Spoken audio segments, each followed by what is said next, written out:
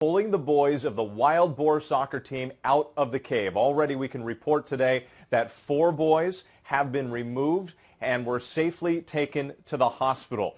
But this is a long process. It is a treacherous trek for each one of these boys to get out of that cave. You're looking at images right now. This was that moment when they discovered that the boys were alive in those caves earlier this week. Remember, it was June 23rd when the boys went on this cave expedition with their soccer coach, 12 boys and one 25-year-old coach.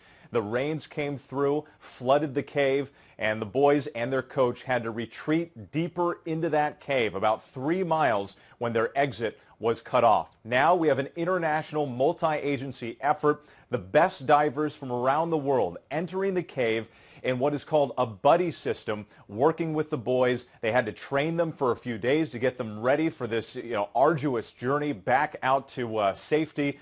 Let's go to Eva Pilgrim live in London with some new developments. Eva, we were watching. We know that 4 boys made it out, but 2 of them out at a time, and they're putting a diver on either side. And then, of course, there are divers all along the way to help in that process. And the first one came out about 5:40 local time. The second boy came about 10-20 minutes later. And then there was about a 2-hour lull before the next 2 came out. So they're having to space them out just a bit to be able to get them through that process, but making sure there's enough oxygen for them along the way. That is critical in getting them out of the cave safely. Now, we do know that a doctor actually examined them earlier before they made the decision to move these boys. He determined that they were both physically and mentally fit to make this journey, and that this is something that they could in fact do before they ever began to make this decision. And they talked to the boys' families about this as well. But a delay here because they have to make sure that the things are in place to keep these boys safe with.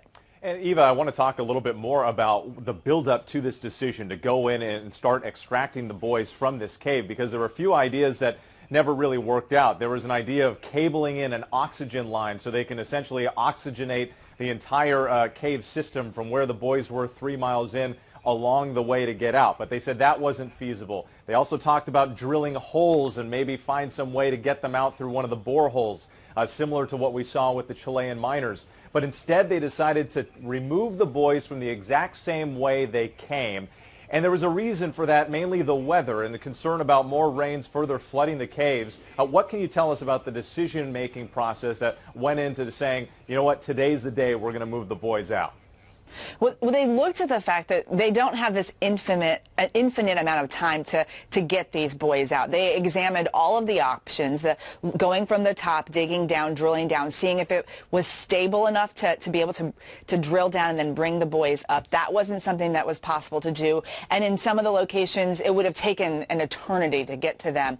Today, they looked at their situation. They saw that the water levels were the lowest they've been in the entire time they've been examining this process. The boys are in good health, and the oxygen is somewhat stable enough for them to be able to do this and keep the boys safe. So they saw the conditions of today and said, today is the day we must go in.